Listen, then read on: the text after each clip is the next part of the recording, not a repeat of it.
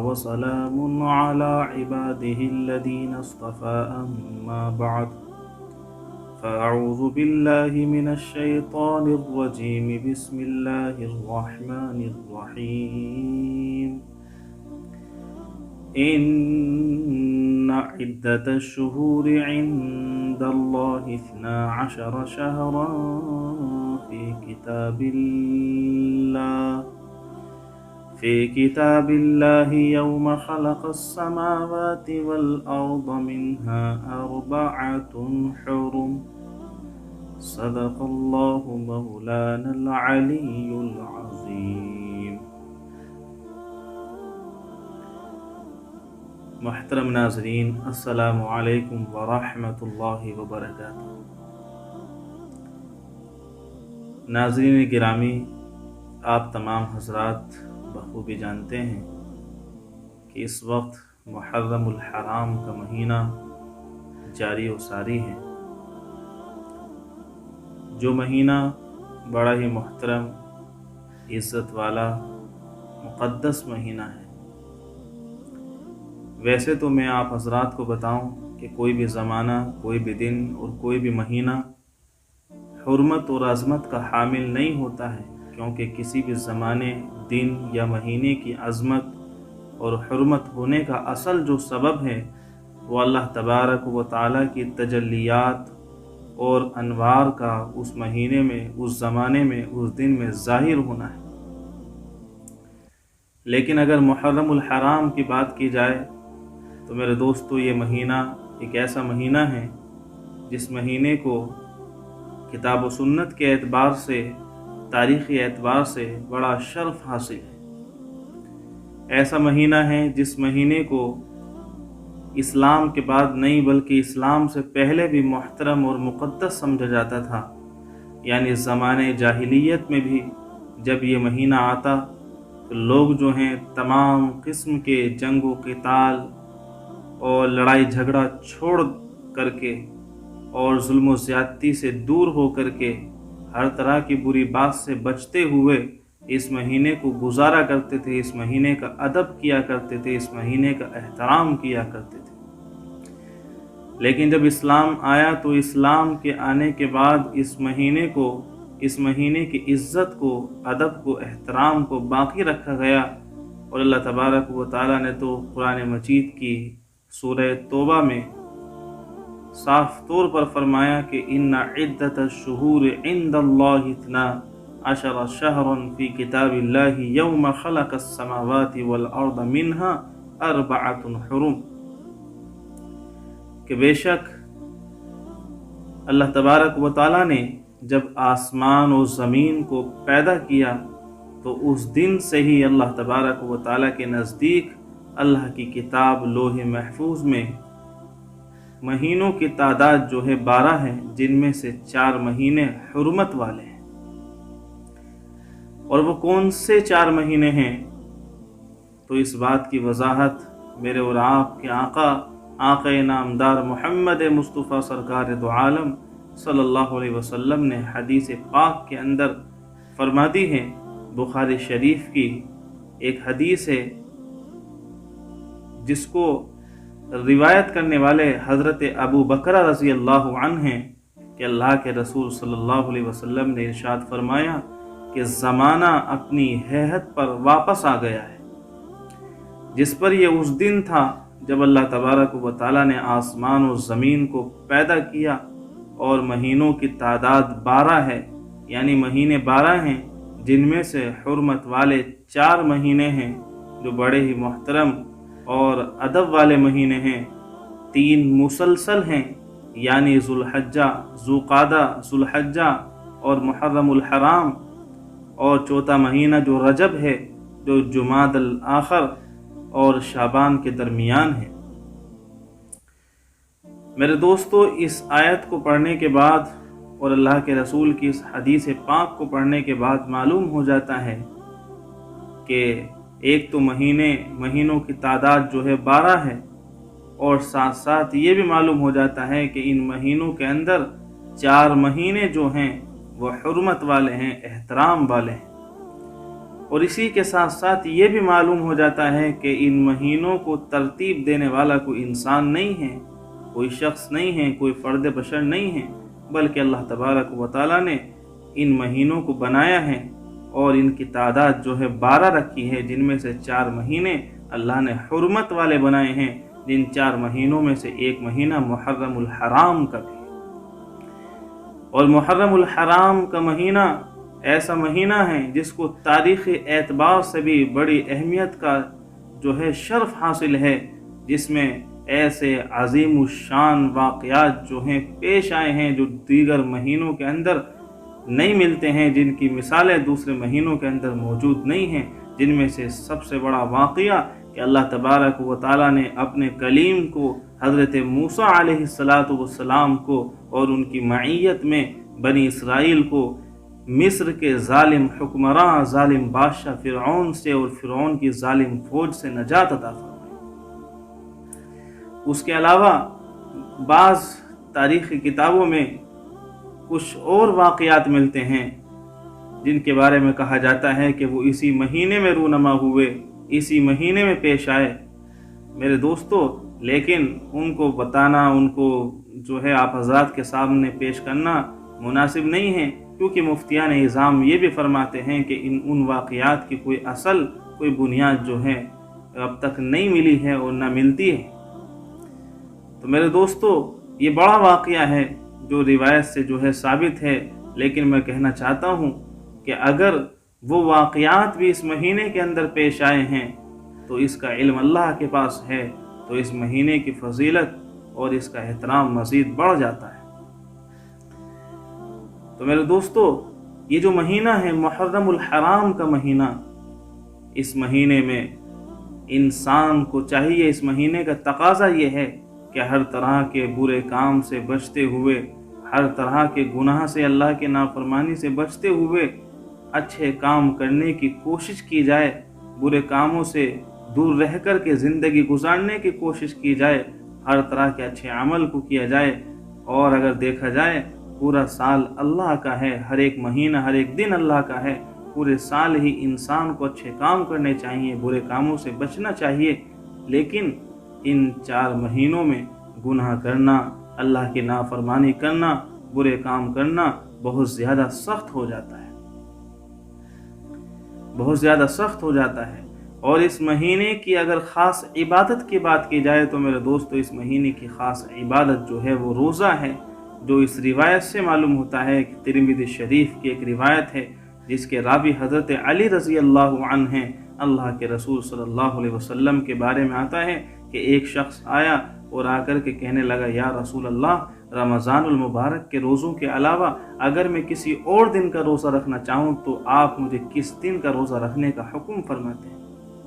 تو اللہ کے رسول نے فرمایا کہ رمضان کے علاوہ اگر تم کسی اور دن کا روزہ رکھنا چاہو تو محرم کا روزہ رکھو، کیونکہ محرم کا مہینہ یہ اللہ کا مہینہ ہے، اور اللہ تبارک و تعالیٰ کے حکم سے اس مہینے کا ایک دن ایسا ہے جس دن اللہ تبارک و تعالیٰ نے ایک قوم کی توبہ کو قبول فرمایا اور آئندہ بھی ایک قوم کی توبہ کو قبول فرمائے۔ اور اس مہینے کے روزوں کی جو فضیلت ہے وہ اس حدیث سے بھی صاف طور پر واضح ہو جاتی ہے۔ اللہ کے رسول نے ایک حدیث میں صاف طور پر فرمایا کہ رمضان کے روزوں کے بعد سب سے افضل روزہ وہ محرم کا روزہ ہے۔ اور آگے اسی حدیث کے ٹکڑے میں اللہ کے رسول نے فرمایا کہ فرض نمازوں کے بعد سب سے افضل نماز جو ہے وہ آدھی رات کے وقت پڑھی جانے والی نماز ہے، یعنی وہ تہجد کی نماز ہے۔ تو میرے دوستو، اس مہینے کی خاص عبادت وہ روزہ رکھنا ہے۔ ویسے تو پورے مہینہ روزہ رکھ سکتے ہیں، لیکن اگر بات کی جائے اس مہینے کی 10 تاریخ کے روزے کے بارے میں تو اس 10 تاریخ کے روزے کی فضیلت اور زیادہ بڑھ جاتی ہے، کیونکہ بے شمار روایتیں اس کی فضیلت کے تعلق سے موجود ہیں۔ اللہ کے رسول صلی اللہ علیہ وسلم نے فرمایا کہ جس نے عاشورہ کے دن کا روزہ رکھا تو اللہ تبارک و تعالیٰ اس روزے کے بدلے میں اس کے 1 سال کے پچھلے گناہوں کو معاف فرما دیتے ہیں۔ اور محرم کی 10 تاریخ کو یوم عاشورہ کا دن کہا جاتا ہے، اور اس روزے کے بارے میں آتا ہے میرے دوستو کہ رمضان کے روزے فرض ہونے سے پہلے मुहर्रम की 10 तारीख का यानी यौम आशूरा का रोज़ा फ़र्ज़ था, लेकिन जब रमज़ान के रोज़े फ़र्ज़ कर दिए गए तो ये इस रोज़े की फ़र्ज़ियत जो है वो मनसूख हो गई, ख़त्म हो गई, फ़र्ज़ियत ख़त्म हो गई। और अल्लाह के रसूल सल्लल्लाहु अलैहि वसल्लम रमज़ानुल मुबारक के रोज़ों से पहले सहाबा इकराम को आशूरा के दिन का रोज़ा रखने का ताकीदी हुक्म फरमाया करते थे, जिसके बारे में रिवायतें मौजूद हैं। इनमें से एक रिवायत हज़रत जाबिर बिन समूरा रज़ी अल्लाहु अन्हु की है। बयान फरमाते हैं कि अल्लाह के रसूल सल्लल्लाहु अलैहि वसल्लम आशूरा के दिन का रोज़ा रखने का हमें ताकीदी हुक्म किया करते थे और हमें तरगीब देते थे, साथ साथ हमें नसीहतें करते थे। लेकिन जब रमज़ानुल मुबारक के रोज़े फ़र्ज़ कर दिए गए, फ़र्ज़ हो गए, तो अल्लाह के रसूल ने ना तो हमें इस रोज़े को रखने का हुक्म फरमाया और ना ही मना फरमाया और ना ही इस रोज़े के बारे में हमारी ख़बर ली। तो मेरे दोस्तों, मालूम ये हुआ कि रमज़ान के बाद अगर कोई रोज़ा रखना है तो आशूरा का रोज़ा रखना है, जो आशूरा का रोज़ा रमज़ान के रोज़ों से पहले फ़र्ज़ था। और आशूरा के दिन की एक दूसरी फजीलत सुनिए मेरे दोस्तों, दूसरी फजीलत ये है कि अल्लाह के रसूल सल्लल्लाहु अलैहि वसल्लम ने फरमाया कि जिसने आशूरा के दिन अपने अहलो अयाल पर, अपने बीवी बच्चों पर वुसाअत की, रिस्क में वुसाअत की, तो अल्लाह तबारक व तआला पूरे साल उसके रिस्क में वुसाअत अता फरमाते हैं, बरकत अता फरमाते हैं। यानी जितना ज़्यादा से ज़्यादा आशूरा के दिन अपने बीवी बच्चों पर खर्च करेंगे, माल को खर्च करेंगे, खूब अच्छे से अच्छा खिलाएंगे पिलाएंगे, तो अल्लाह तबारक व तआला के हुक्म से पूरे साल अल्लाह तबारक व तआला रिस्क में फरावानी फरमाएंगे, वुसाअत फरमाएंगे, बरकत अता फरमाएंगे, रहमतों का घर के अंदर नुज़ूल हो जाए। और उसकी मिसाल जो है हज़रत सुफियान सौरी रहमतुल्लाहि अलैह हैं, जो फरमाते हैं कि जैसे मैंने इस हदीस को सुना, पढ़ा, तो मैंने तजर्बा किया इस बात का कि अल्लाह के रसूल सल्लल्लाहु अलैहि वसल्लम की इस हदीस को पढ़ने के बाद मैंने अपने बीवी बच्चों पर आशूरा के दिन वुसाअत की, तो अल्लाह रब्बुल इज़्ज़त ने पूरे साल मेरे रिज़्क़ के अंदर बरकत अता फरमाई, वुसाअत अता फरमाई। यानी हज़रत सुफियान सौरी रज़ी अल्लाह रहमतुल्लाहि अलैह जो हैं वो अपना तजर्बा पेश कर रहे हैं। अब जहाँ तक रोज़े की बात आती है मेरे दोस्तों, तो ये रोज़ा सिर्फ मुसलमान नहीं बल्कि अहले किताब भी रखते हैं, अब नहीं पहले से ही रखते हैं। तो अगर हम इस रोज़े को रखते हैं, सिर्फ आशूरा के दिन का रोज़ा रखते हैं, तो ये यहूद से, अहले किताब से मुशाबहत हो जाती है। मुशाबहत ना हो जाए तो अल्लाह के रसूल सल्लल्लाहु अलैहि वसल्लम ने अपने आखिर वक्त में फरमाया कि अगर आइंदा साल में हयात रहा, जिंदा रहा, तो आशूरा के दिन के रोज़े के साथ साथ मैं 9 तारीख का भी रोज़ा रखूँगा। लेकिन अल्लाह का हुक्म देखिए, हुक्म खुदाबंदी देखिए, हुक्म इलाही देखिए कि आने वाले साल से पहले पहले अल्लाह के रसूल जो हैं, मेरे और आपके आका, इस दुनिया से रुखसत हो गए। लेकिन चूँकि अल्लाह के रसूल सल्लल्लाहु अलैहि वसल्लम आने वाले साल में 10 तारीख के साथ साथ 9 तारीख का रोज़ा रखने का इरादा रखते थे, इसलिए उलमा इकराम फरमाते हैं कि बेहतर है कि अहले किताब की मुशाबहत से बचने के लिए इंसान को चाहिए कि जो 10 तारीख का रोज़ा रखे, यौम आशूरा का रोज़ा रखे, तो उसके साथ या तो 9 तारीख का रोज़ा मिला ले, अगर 9 का नहीं मिलाया तो 10 के साथ में 11 का रोज़ा मिला ले, ताकि मुशाबहत ख़त्म हो जाए। तो मेरे दोस्तों, फिर बताना चाहता हूँ कि इस महीने की ख़ास इबादत जो है वो रोज़ा है, और आशूरा के दिन के रोज़े की बड़ी फजीलत है।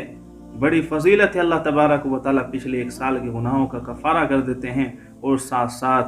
दूसरी फजीलत कि जो भी इंसान अपने बच्चों पर ज़्यादा से ज़्यादा खर्च करता है, अल्लाह तबारक व तआला पूरे साल उसके रिज़्क़ में बरकत अता फरमाते हैं। तो इसलिए हमें चाहिए कि इस महीने का एहतराम करें, इस महीने का अदब करें। और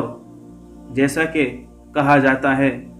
कि इस महीने के अंदर न जाने कितनी ऐसी बातें हैं जो आज हमारे माशरे के अंदर रिवाज पा चुकी हैं, न जाने कितनी ऐसी बिदआत हैं, रसूमात हैं जो आज जो है हमारे माशरे के अंदर उरूज पर हैं, जिनकी मिसाल ना तो कुरान में है, ना हदीस में है, ना कुरान और हदीस से वो साबित हैं, ना सहाबा इकराम से वो साबित हैं। और उनके बारे में आता है कि वाक़या करबला के बाद तकरीबन 600 साल के बाद वो जो है बातें शुरू हुई। मेरे दोस्तों, मैं दरख्वास्त करता हूँ कि ऐसी तमाम बातों से गुरेज किया जाए, बचा जाए, दूर रहा जाए। और ये महीना, इस महीने के अंदर हज़रत उमर बिन अब्दुल अज़ीज़ रज़ी अल्लाह अन्हु की जो शहादत हुई है, हज़रत इमाम हुसैन रज़ी अल्लाह अन्हु की जो शहादत है, तो इन तमाम हज़रात की शहादत और इनके अलावा जिन सहाबा इकराम की भी इस महीने के अंदर शहादत हुई है, तो उस शहादत पर न जाने कितने हमारे जो हैं अहबाब हैं, न जाने कितने हमारे माशरे के लोग हैं जो इस महीने को दुख का महीना, गम का महीना समझते हैं। तो मेरे दोस्तों, ये तमाम की तमाम चीज़ें बेबुनियाद हैं, गलत हैं। ये दुख का और गम का महीना नहीं है, बल्कि मोहतरम मुक़द्दस महीना है। और बड़ी बाबरकत हैं वो शख्सियात, जिन शख्सियात की शहादत ऐसे महीने के अंदर हुई जो महीना पहले से ही मोहतरम है और मुक़द्दस है। और साथ साथ न जाने कितने लोग ऐसे भी हैं जो इस महीने के अंदर तिजारत करने को, कारोबार करने को, शादी ब्याह करने को मनहूस समझते हैं, भूल जाते हैं कि अल्लाह के रसूल सल्लल्लाहु अलैहि वसल्लम ने न जाने कितनी शादियाँ, अज़वाज मुताहरात, कितनी अज़वाज मुताहरात हैं जिनका निकाह अल्लाह के रसूल सल्लल्लाहु अलैहि वसल्लम से इसी महीने में, मुहर्रम और सफ़र के महीने में हुआ है। और हज़रत खदीजतुल कुबरा रज़ी अल्लाह अन्हा के बारे में आता है कि मुहर्रमुल हराम के महीने में अल्लाह के रसूल ने आपसे निकाह फरमाया था। और उसके अलावा हज़रत मैमूना रज़ी अल्लाह अन्हा का निकाह मुहर्रम के महीने में हुआ। उसके अलावा भी कई एक अज़वाज मुताहरात हैं जिनका निकाह मुहर्रम और सफ़र के महीने में हुआ। तो मेरे दोस्तों, ये कोई मनहूस महीना नहीं है कि इसमें शादी करना मनहूस है और नहूसत है, या उसके अलावा तिजारत करना गलत है। ये सब गलत बातें, इनसे बचा जाए। शादी भी कर सकते हैं, तिजारत भी कर सकते हैं, कारोबार भी कर सकते हैं। बस तमाम किस्म के गुनाहों से बचकर अच्छे काम करते हुए ज़िंदगी गुजारें। और बेशुमार जो बिदआत हैं, ये ताज़िए,